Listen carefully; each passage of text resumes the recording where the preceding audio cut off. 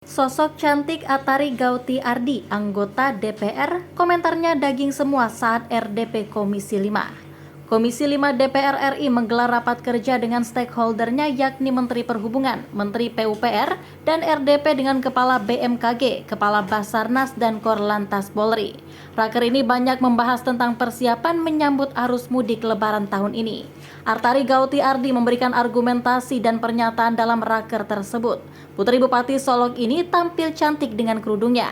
Argumentasi dan pernyataannya pun berisi tentang kondisi dapilnya Sumatera Barat. Berikut videonya. Jadi untuk Pak Menteri Perhubungan, rata-rata transportasi udara, laut, kereta api itu aman ya dibanding moda transportasi jalan. Nah, untuk transportasi darat.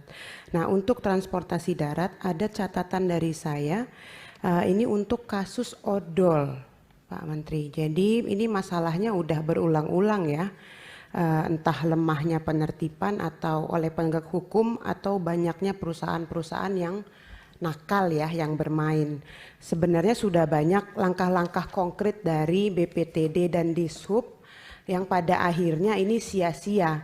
Contohnya untuk pelanggar-pelanggar truk odol itu sudah dilakukan pemotongan chassis kendaraan. Tetapi ada aja peluang untuk main-main nih dengan petugas dan aparat saat tertangkap.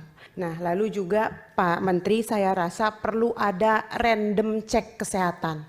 Ya, selama ini kan tes kesehatan itu sudah ada untuk pilot-pilot baru ya. Dan infonya untuk kereta api, untuk masinis juga sudah ada tes kesehatan. Tapi untuk supir-supir truk, supir bus, nah ini perlu ada random cek kesehatan.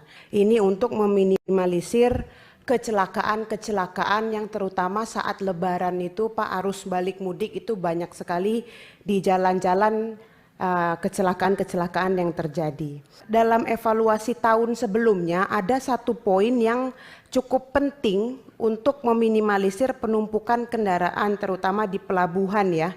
Itu dengan adanya penambahan jumlah tip, tempat istirahat dan pelayanan di jalan tol.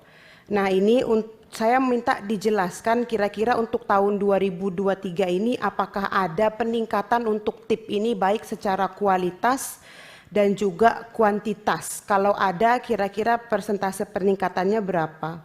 Dan juga Pak dengan adanya kampanye penggunaan jalan tol, saya rasa sekarang berbalik nih, malah jalan tol yang bisa macet kayaknya untuk mudik yang tahun ini. Sebelum saya tutup ada satu poin ketinggalan Pak Menteri Perhubungan, ini program mudik motor gratisnya sangat-sangatlah baik ya, cuma sayang hanya berlaku untuk pemudik yang berada di Jabotabek dengan tujuan Jawa Tengah, Jawa Timur ya Pak Menteri kalau nggak salah. Saya apresiasi juga untuk Basarnas, terutama di Sumatera Barat, Mentawai dan wilayah saya karena mereka selalu lapor Pak dan selalu cepat tanggap dalam menghadapi dan menangani sebagai first commander di bawah. Walaupun saya sedih juga Pak, anggarannya kalau saya berdoa Pak, semoga anggarannya bisa ditingkatkan mengingat Basarnas merupakan komandan pertama di lapangan saat terjadinya bencana.